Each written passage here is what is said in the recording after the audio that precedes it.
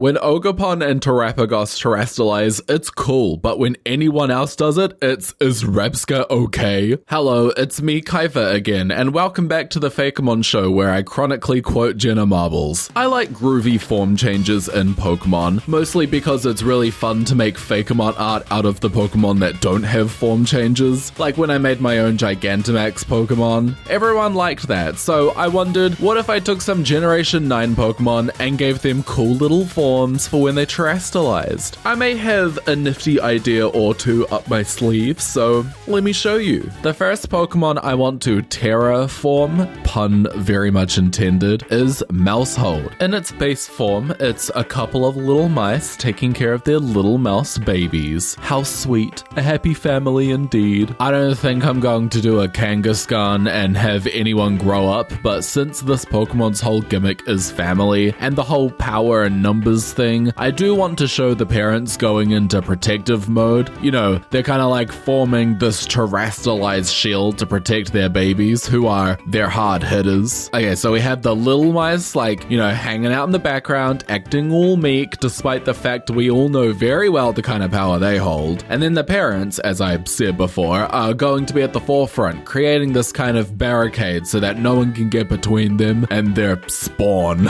The anatomy of Mousehold seems like it would be very easy to draw in any perspective, you know, because it's just so simplistic, but the proportions are very tricky to get right, so I spent a fair while just tinkering around to make it look right. It still doesn't look amazing, but you know, it's as good as it can be. I want them both to be leaning forward and holding their arms out, making it appear as big as possible. We also know, thanks to the Ogerpon and Terapagos forms, that terrestrialized forms can indeed make elements of the Pokemon larger, so I have no qualms with making them appear even just slightly larger than they normally would. After drawing in my second Mousehold parent, I needed to think of a cool crown for these Pokemon to have. I want these forms to apply to any Terra type, but I don't think using the specific type crown would be super great because they may just appear too similar to the regular Terra Mousehold, so I made up this custom crown which just takes on the same design as the terrestrialization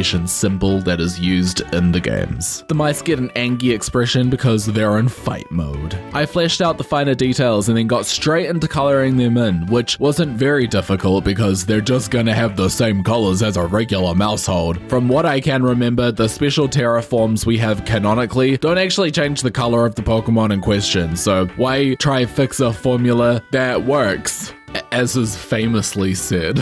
The Terra crown is going to be like some crystal blue color, which I think suits terrestrialization pretty well. Moving on, we have Rabska, which is a very peculiar Pokemon. You see, I never trained one in my game, or really ever saw its 3D models, so I didn't realize it had like a baby growing in its, psychic poop, I guess. I want to basically have that little pod be the center of attention. I'm not sure if it's a larva or if it is indeed the true form of Rabska, but I believe that is a hot topic, so I will let you tell me what you think it is in the comments. I'm curious what your thoughts are. Something they don't tell you about Rabska is that it's a deceptively difficult Pokemon to draw. I tried it out with a few different poses and even flipped it upside down because I wanted to see if it could work being upright, but lo and behold, it definitely does not, so I abandoned that idea very quickly enough to start from scratch, you know, again.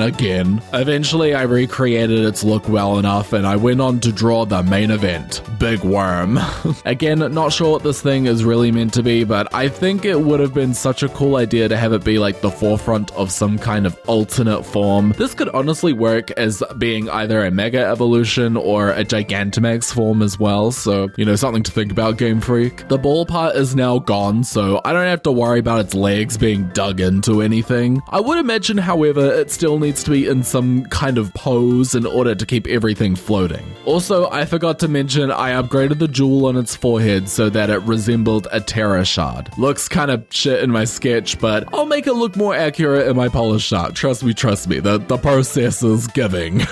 Now we have my favorite Pokemon of the bunch, Hammer Girl. Tinkaton is just so cool, and I really wish I trained one. I suppose I'll actually have to play the game again at some point and have it on my team. The design behind this one will be very simple, but hopefully hopefully super effective. Another Pokemon pun right there. You can thank me after the video. I essentially want it to transcend all physical limitations and have it just control the hammer magnetically. So essentially it'll just be levitating, you know? My friend told me that this was a very cool but a very terrifying implication, so I think it's doing its job just fine. Okay, so Tinkaton is quite a funny Pokemon to draw because, like, its main form is not the hard part. In fact, aside from some awkwardness with proportions, it's really quite super easy. It's the hammer!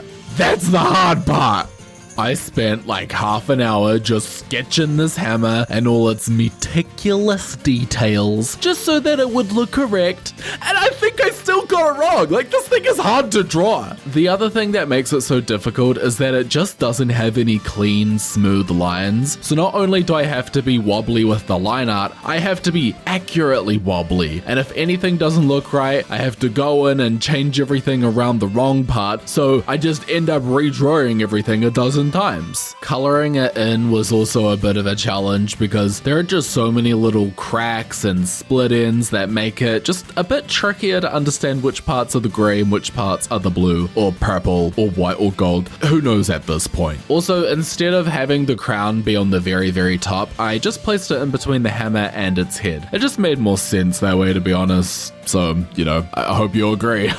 Anyways, with all that said and done, I think it is finally time to take a little peek at what transpired from my time drawing my very own terrestrialized forms. Starting with Terra Mousehold. I am such a big fan of this one. It was definitely the easiest one to draw. You'll notice too that I used a cool little texture overlay to make the triangle crystals appear, which are courtesy of Scarffles. I use their textures literally all the time, and honestly their triangle textures make drawing these forms super approachable, especially if you're like me and aren't quite ready to manually draw in the texture yourself, because I promise you that would take literally hours. The texture pack can be acquired for free or for as much money as you want to give on their Ko-Fi page, so please go check it out. It's always linked in the descriptions of all of my videos, so you'll always be able to find them. Also, none of that was sponsored, obviously. I just think that they're a really good friend of the community and they are supporting a ton of artists out there, so I want to support them back. So yes, please go check them out. Also, you might notice on this Mousehold artwork that I put a really cool blue outline with it, and I also textured the outline, which is something I've actually never done before. And by texture, I mean I did like an overlay texture on the outline. I think it really gave it the edge and really helped with the terrestrialized effect. Next up, it is Terra Rabska. Is Rabska the scarab or the lava? You tell me. You'll see that I did clean up the emblem on its forehead and it turned out very nice. With the texture overlay, you can see that it does kind of flatten the design in certain areas like the lava part on top, but then it really textures the face on the scarab part really well. So you could even mix and match with the texture overlay and also just drawing in your own texture where it might look better.